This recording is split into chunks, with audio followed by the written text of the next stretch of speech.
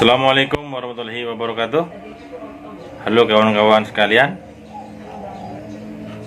kita bertemu di belajar sosiologi.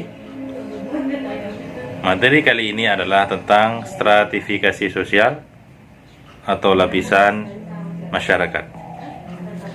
Apa itu stratifikasi sosial atau lapisan masyarakat? Kita ikuti materinya.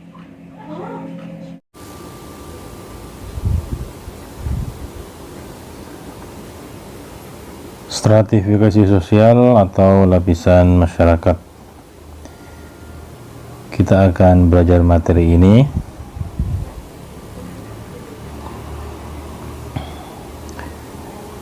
Pengertian dari stratifikasi sosial adalah social stratification adalah pembedaan penduduk atau masyarakat ke dalam kelas-kelas secara bertingkat atau hierarkis. Perwujudannya adalah kelas-kelas tinggi dan kelas-kelas rendah di dalam masyarakat. Sebagaimana gambar ini, bahwa di dalam masyarakat itu disadari atau tidak terbagi beberapa kelas. Tentunya ada kelas atas, kelas menengah, dan kelas bawah. Seperti apa itu bentuknya? Mari kita lanjutkan belajar kita.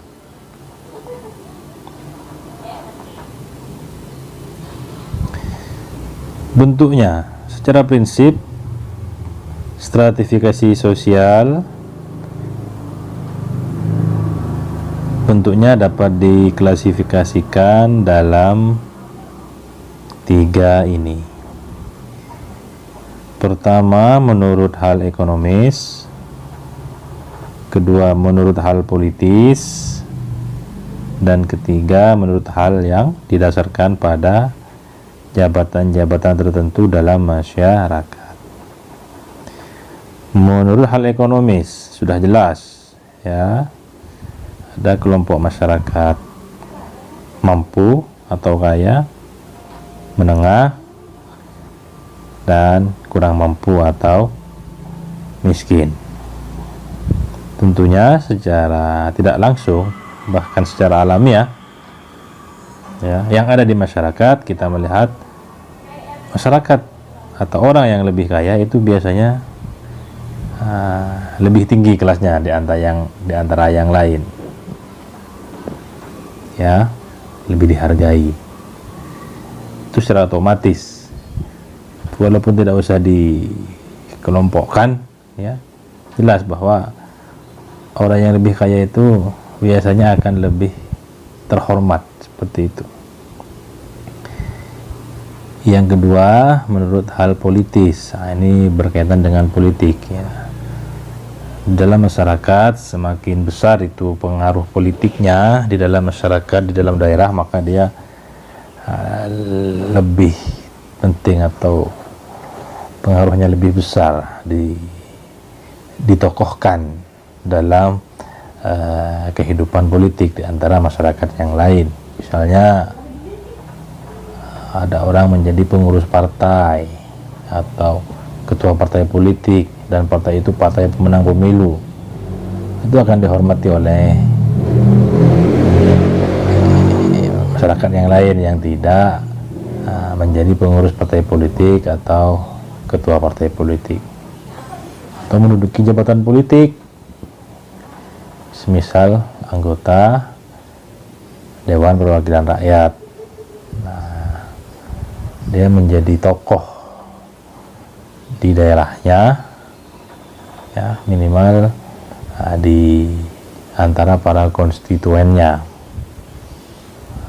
atau pengaruh-pengaruh politik yang lain, ya, posisi politis yang lain, ya. Yang ketiga adalah bentuk dari stratifikasi sosial ini menurut hal yang didasarkan pada jabatan-jabatan tertentu dalam masyarakat. Ya jelas, orang yang memiliki jabatan dia sebagai apa itu akan lebih tinggi kelasnya di antara orang yang tidak menduduki jabatan. Ya, lebih dihormati. Ya, jabatan apapun, yang penting dia punya jabatan. Misalnya ya, di jabatan pemerintahan paling rendah itu kan ketua RT. Nah, ketika seseorang menjadi ketua RT, dia lebih naik kelas lah.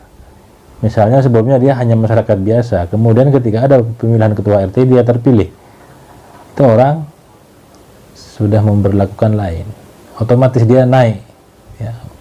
Walaupun kalau hanya ketua RT itu kan tidak perlu dilantik segala macam, tapi naik dia. Minimal orang yang biasanya dulu memanggil namanya, lalu ketika dia terpilih menjadi ketua RT dipanggil Pak RT, Pak RT begitu. Apalagi jabatan-jabatan lain yang itu dilantik dan lain sebagainya yang lebih serius. Ini tadi 3 bentuk stratifikasi sosial secara umum, secara prinsip ya. Dibedakan karena ekonominya, semakin kaya dia semakin tinggi kelasnya.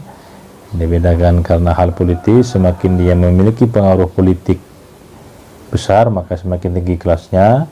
Dan menurut jabatan-jabatan, semakin dia memiliki jabatan, orang yang memiliki jabatan maka dia akan naik kelas.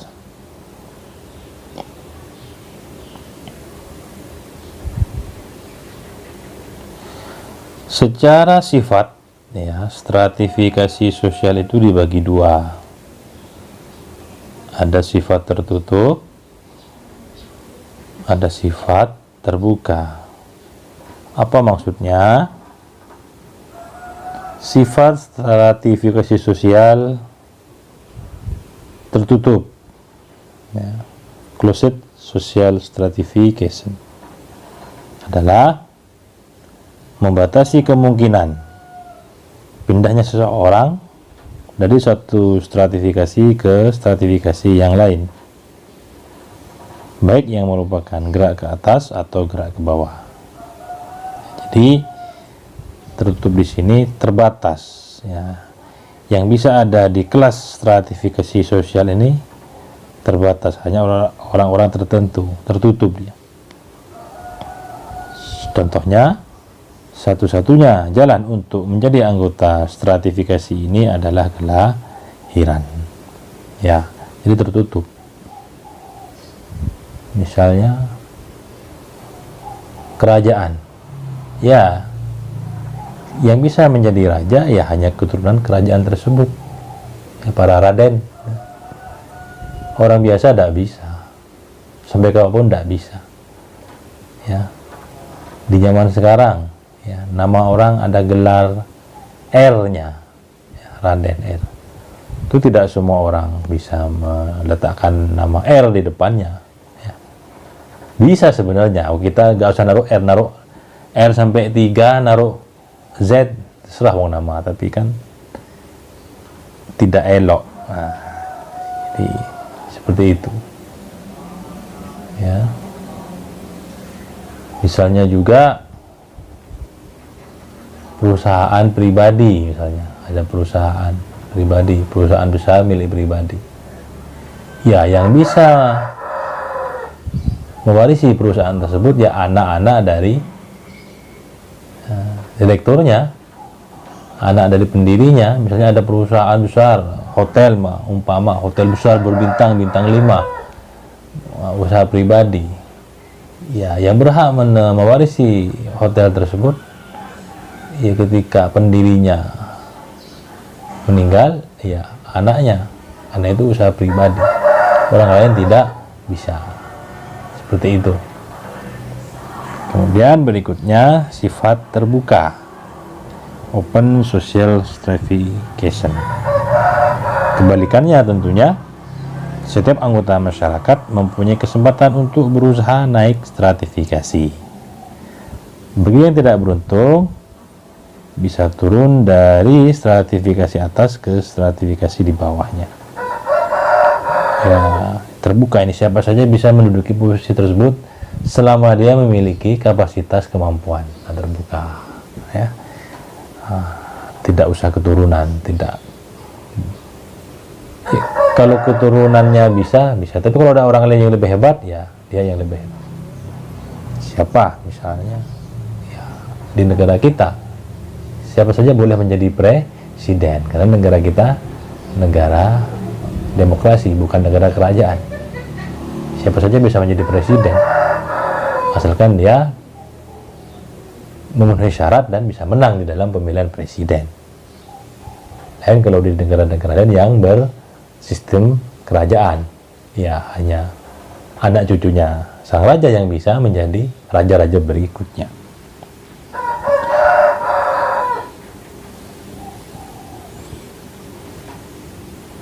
Berikutnya, kawan-kawan, kelas-kelas sosial atau masyarakat, juga sosial klasis. Kelas-kelas sosial atau kelas-kelas masyarakat, ya. Kelas-kelas sosial ini, ya, yang ada di dalam masyarakat, sebagaimana tadi saya sampaikan di awal, sadar tidak sadar terbentuk itu kelas-kelas sosial. Nah, kelas-kelas sosial itu bisa sengaja dibentuk memang, atau bisa terjadi secara alamiah. Ada kotak-kotak, ada pengelompokan-pengelompokan. Pengelompokan itu bisa memang sengaja dibuat atau ya sendiri secara alamiah. Misalnya ada masyarakat perkotaan, masyarakat pedesaan. Nah, ini kan sejak dulu sampai sekarang terkelompok. Nah, ini tidak sengaja dibentuk, ini alamiah. Ya, masyarakat perkotaan yang tinggal di kota, pedesaan yang tinggal di desa. Seperti itu. Dan perilakunya ini tampak biasanya. Orang kota, orang desa, perilakunya itu tampak, kalau ketahuan. Ketika dia jalan, ini orang desa, ini orang kota, itu ya jelas. Contoh lain adalah, nah ini kita sering mendengar ya, ketika mengenai kebijakan-kebijakan perekonomian, sering kita mendengar dari pemerintah ketika sambutan untuk kesejahteraan masyarakat menengah ke bawah, maka kita berikan subsidi terhadap barang-barang pokok. Untuk masyarakat menengah ke atas, tetap menggunakan barang-barang yang non subsidi, misalnya seperti itu. Ini kan seolah-olah ini kan memang dikelompokkan oleh pemerintah, masyarakat menengah ke bawah, menengah ke atas. Ya, ada masyarakat mampu, masyarakat menengah, masyarakat miskin. Ini juga contoh ketika ini terjadi secara alamiah ini. Masyarakat berpendidikan dan masyarakat tidak berpendidikan. Nah, sudah jelas ini. Ketika dia memiliki ijazah masuk kategori ini. Ketika dia tidak pernah sekolah, maka dianggap kepada masyarakat tidak berpendidikan.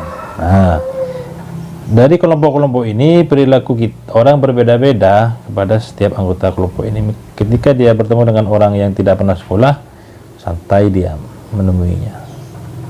Tapi ketika dia bertemu dengan seorang sarjana, apalagi doktor, profesor, beda perilakunya. Nah, dan contoh-contoh lainnya bisa kita mencari.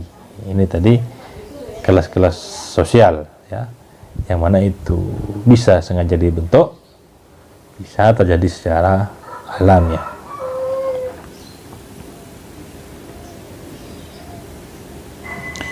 Dasar stratifikasi sosial.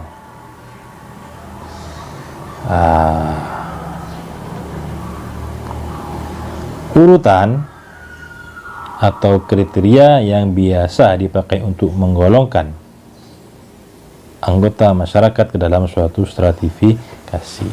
Ya, ini mirip-mirip dari di awal tadi itu ya, bentuk dari stratifikasi sosial ya, yang mana dibagi tiga di awal tadi itu yang sudah saya terangkan menurut hal ekonomis, politis, dan jabatan-jabatan tertentu. Nah, ini hanya penegasan saja di sini bahwa biasanya orang itu menilai orang dia kelompok yang mana, bahkan dirinya memposisikan diri saya kelompok yang mana, biasanya berdasarkan 4 ini ya. Mungkin juga ada hal-hal lain ya. Biasanya 4 ini. Ukuran kekayaan, semakin kaya semakin tinggi kelasnya, maka orang mengelompokkan dia kelompok di sana, bahkan dirinya level saya ini bukan mereka gitu. Ukuran kekuasaan ya, jabatan tadi ya, semakin dia punya kuasa, misalnya kepala desa, bupati, gubernur, ya dia selevel itu begitu. Kalau dia gubernur ya level dia berteman dengan selevel dengan gubernur ya, orang-orang besar di tingkat provinsi seperti itu ya. Atau kekuasaan lain di sebuah perusahaan, direktur ya itu.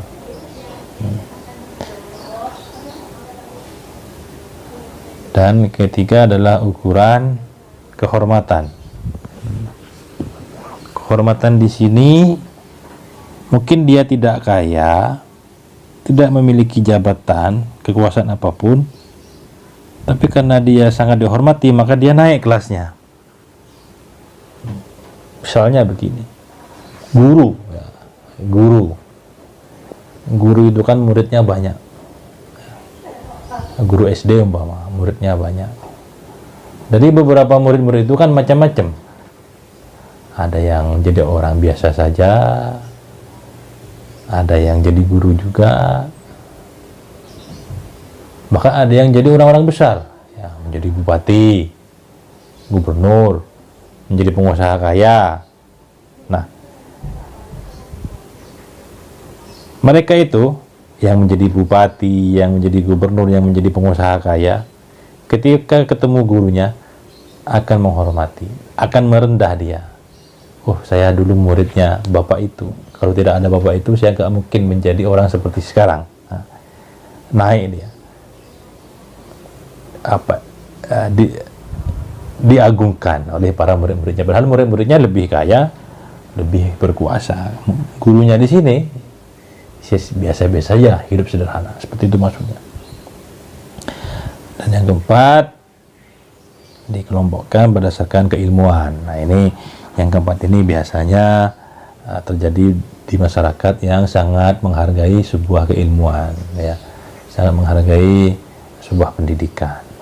Jelas di sini seorang sarjana beda dengan yang tidak sarjana. Ketika ada orang itu lulusan SMA, lalu ada satu orang lagi S1, jelas itu berbeda sudah tingkatnya. S1, ada satu orang lagi muncul baru S2, sudah beda tingkatnya. Cara orang memperlakukan beda. Oh, dia S2 sudah. Oh, dia masih SMA ijazahnya. Dia hanya ijazah SMA. Terus sampai S3, profesor. Jadi pendidikan ya, semakin tinggi jenjang pendidikannya, semakin dihormati. Walau terkadang ini yang perlu kita pahami, di tingkat pendidikan ini terkadang orang itu hanya melihat ijazahnya, hanya melihat jenjang pendidikannya. S2, oh, lebih hebat dari yang S1. S1 lebih hebat dari yang ijazah SMA. Tapi belum tentu lah keilmuannya. Dia S2, ijazahnya memang S2, tapi kalau dari segi keilmuan, pengalaman lebih pengalaman S1. Nah, itu bisa jadi. Terkadang masyarakat terjebak hanya dari titel dan ijazah saja, tidak melihat kualitas terkadang. Ya. Bahkan, karena ini berlaku di masyarakat, ya, secara lumrah, semakin tinggi ijazahnya itu semakin dihormati, maka tidak sedikit yang hanya membeli ijazah hanya untuk dihormati. oh udah enak, saya anak buah saya S2 semua, saya hanya S1, atau anak buah saya S1 semua, saya hanya SMA, saya pengen S1 ini, atau pengen S2, gimana caranya, sudah gak sempat kuliah, sibuk ngurusi usaha. Ada yang ya transaksional, membeli ijazah, ya banyak kan yang ketahui oleh Dikti, oleh pemerintah, dan beberapa kampus yang seperti itu menjual ijazah, tanda kutip, oknum kampus, oknum pegawai kampus itu ditindak oleh pemerintah, oleh Dikti. Berikutnya adalah unsur-unsur stratifikasi sosial. Ya. Ada dua unsur-unsur dari stratifikasi sosial. Ya. Satu berdasarkan kedudukan atau status, dua berdasarkan peranan atau role. Unsur-unsur. Seperti apa itu? Mari kita ikuti penjelasannya.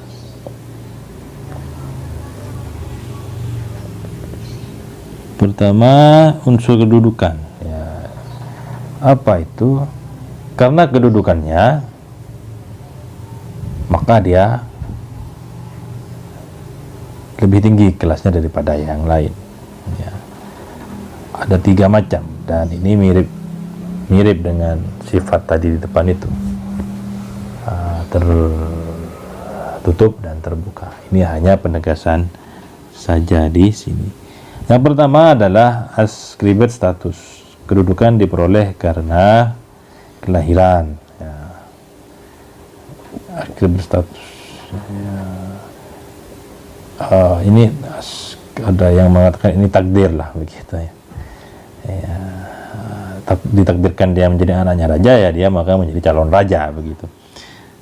Contohnya anak bangsawan otomatis bangsawan pula. Ya.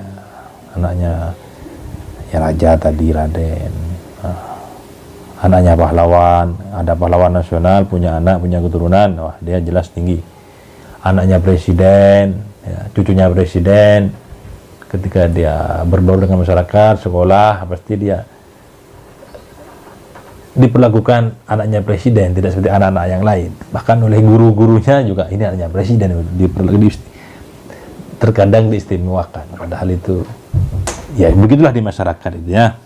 Karena kita berbicara sosiologi ini, berbicara kehidupan apa adanya di masyarakat seperti apa, kita bahas di dalam ilmu ini. Kedudukan yang kedua adalah achieved status, kedudukan yang dicapai oleh seseorang karena usaha yang disengaja. Ya, sama kayak tadi itu sifat terbuka. Siapapun bisa menduduki tempat tersebut, bisa menjadi anggota di kelas masyarakat tersebut selama dia memenuhi syarat. Misalnya setiap orang bisa menjadi TNI atau polisi asal memenuhi kriteria. Ya, siapa aja boleh. Yang mau menjadi jenderal siapa aja boleh. Anaknya petani bisa jadi jenderal, anaknya guru ngaji bisa jadi jenderal. Ya, tidak hanya anaknya jenderal, tidak hanya anaknya presiden yang bisa menjadi jenderal. Bisa asalkan memenuhi kriteria, boleh masuk siapapun. Yang ketiga, assigned status, kedudukan yang diberikan. Ini dia tidak ada ini. Pertama, dia bukan anak siapa-siapa, tidak ada upaya untuk menduduki jabatan atau kelas masyarakat tertentu, tapi dia diberikan karena jasa-jasanya begitu. Karena memiliki jasa tertentu, ini contohnya, karena memiliki jasa tertentu seseorang diangkat dalam jabatan tertentu. Ya. Apa begitu? Ya. Misal di suatu kampung, dia ini orang yang pintar mengaji, agamanya bagus, sehingga dia ingin beramal, maka dia membuat musola kecil di rumahnya, lalu dia memberikan informasi kepada masyarakat, kalau anaknya mau ngaji, saya sudah punya musola di rumah, saya ajari.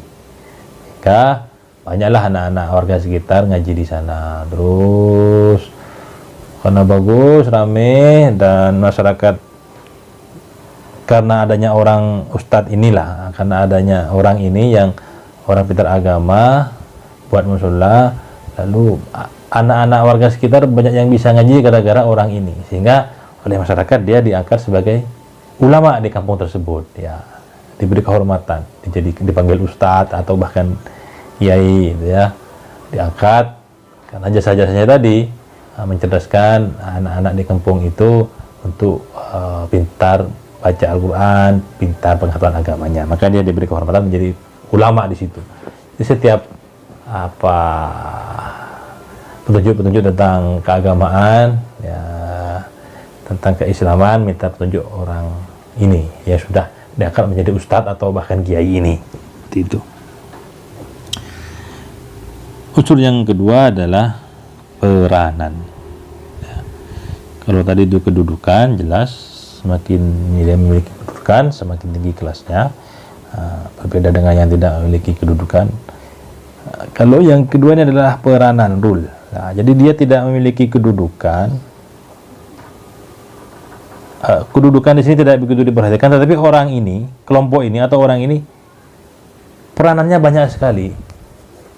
Semua orang butuh ke dia dan dia bisa melakukan apa saja karena memang tugasnya. Nah, sehingga dia dihormati. Ya, karena orang banyak butuh ke dia. Jadi semakin banyak peranan seseorang dalam masyarakat, stratifikasinya semakin tinggi, semakin banyak dibutuhkan orang. Banyak. Misalnya siapa? Polisi. Ya, misalnya polisi. Polisi ini kan, ya kita berbicara luas. Polisi itu kan dari pangkat jenderal sampai pangkat paling rendah, itu kan ya. Nah, polisi ini biasanya itu ketika ada warga menjadi polisi itu kan biasanya beda dah. Awalnya dia warga biasa di kampung itu, sekolahnya bareng, ngajinya bareng, mainnya bareng, mandi ke sungai bareng, lalu ketika dia sudah dewasa dia ikut tes polisi jadi polisi. Nah, dia orang memperlakukan lain. Beda dengan tadi temannya itu, teman sepermainan, yang satu tadi jadi polisi, yang satu tadi hanya jadi, mohon maaf, hanya jadi buruh pabrik umpama. Padahal ini mereka teman ini, satu sekolah, main bola bareng, mandi ke sungai bareng dulu waktu kecil. Tapi ketika dewasa, yang satu jadi polisi, satu hanya jadi buruh pabrik, masyarakat itu memperlakukan beda. Lebih berhati-hati bicara, lebih menghormati yang jadi polisi. Kenapa? Karena polisi ini peranannya banyak, orang banyak butuh ke dia. Banyak dibutuhkan orang, banyak dibutuhkan masyarakat, banyak dibutuhkan negara polisi. Ya, seperti itu. Kalau tidak ada polisi, nggak aman, banyak maling segala macam. Nah ini contoh gambar, hanya contoh saja. Nanti kawan-kawan bisa menjadi contoh lain. Polisi itu jelas dibutuhkan masyarakat untuk keamanan. Masyarakat kena kejahatan lapor ke siapa? Dibutuhkan pelaku kejahatan, maksudnya bukan dibutuhkan. Yang berhak nangkap penjahat polisi. Karena dia memiliki wewenang, memiliki senjata untuk menangkap penjahat, menangkap maling, perampok, bandar narkoba, polisi, bukan yang lain. Juga kalau yang lain tidak bisa. Walaupun yang lain nangkap, harus serahkan ke sini. Hanya ini yang bisa menangani pelaku-pelaku kejahatan. Ya, pengacara juga butuh. Pengacara itu kan memberikan pembelaan terhadap orang yang berurusan dengan hukum. Hukum itu siapa? Berurusan dengan polisi. Awalnya di sini, polisi. Jadikan tersangka, ditahan di polisi. Pengacara membela hak-haknya, takut haknya ada yang dirampas sebagai manusia Indonesia. Ya, sebelum ada keputusan hukum tetap atau inkrah di pengadilan. Pejabat negara butuh polisi, bupati segala macam butuh polisi. Kalau dia sedang ada tugas butuh patwal. Siapa patwalnya? Polisi, biar tidak macet segala macam, biar cepat sampai kepada tujuan, kan? Jaksa ya butuh polisi. Jaksa tidak bisa menuntut orang kalau tidak ada pengajuan berkah dan tersangka dari polisi. Kira-kira seperti itu. Walaupun jaksa juga bisa menangkap sendiri, tapi masih butuh polisi untuk dia jaksa bekerja. Lembaga keuangan ya butuh polisi, bank segala macam butuh polisi untuk menjaga, untuk ngirim uang, butuh polisi untuk mengawal, dan lain sebagainya. Ini contoh. Polisi ini banyak peranannya di masyarakat, maka dia akan dihormati, akan naik kelas masyarakat, kelas sosialnya. Hal lain banyak, dokter umpama. Dokter itu kan semua orang butuh dokter, siapapun itu. Ya. Bupati butuh dokter, ya, polisi butuh dokter, masyarakat butuh dokter, apotek butuh dokter. Nah, itu dokter. Kalau kita melihat ada seseorang menjadi dokter, itu akan dihormati, akan naik langsung kelas sosialnya. Kira-kira seperti itu.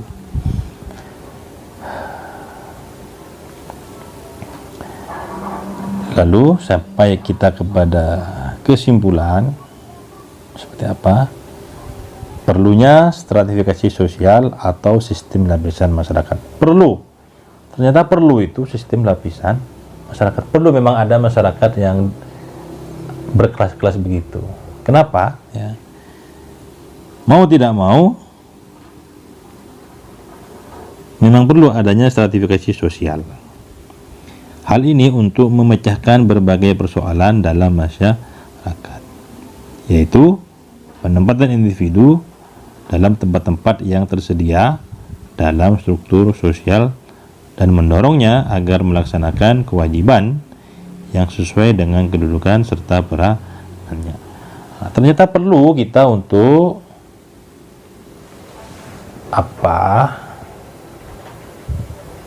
mengetahui bahwa memang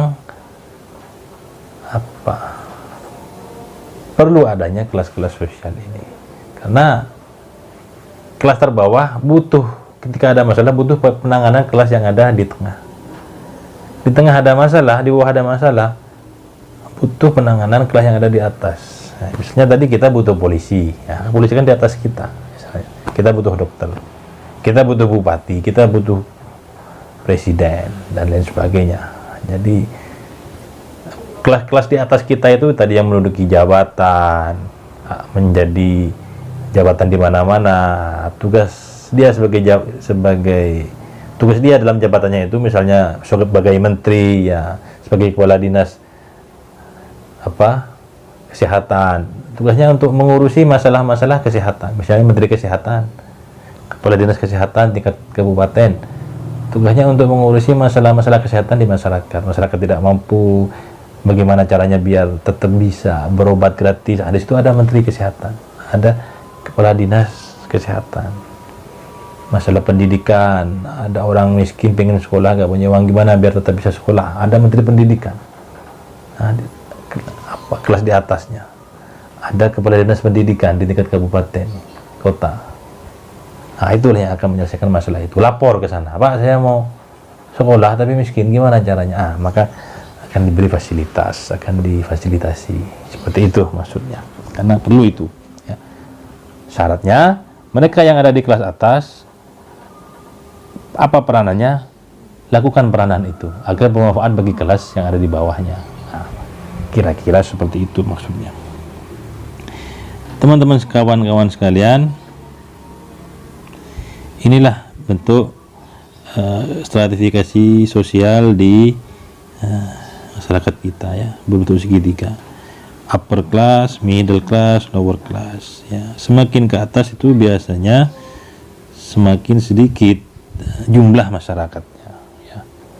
Ya, kelas paling atas itu misalnya tadi kelas orang kaya tuh gak sebanyak orang miskin, mungkin seperti itu, ya. Orang yang jadi dokter ya lebih sedikit dari orang yang tidak jadi dokter, ya. Seperti itu.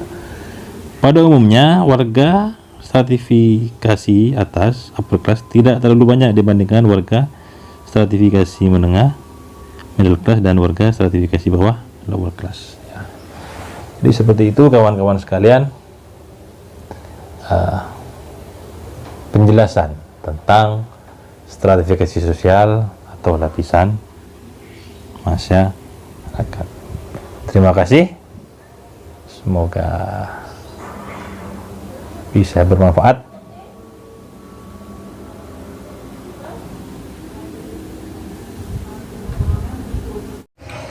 Baik kawan-kawan sekalian, itu tadi penjelasan materi tentang stratifikasi sosial atau lapisan masyarakat. Sampai bertemu di belajar sosiologi selanjutnya. Terima kasih. Wassalamualaikum warahmatullahi wabarakatuh.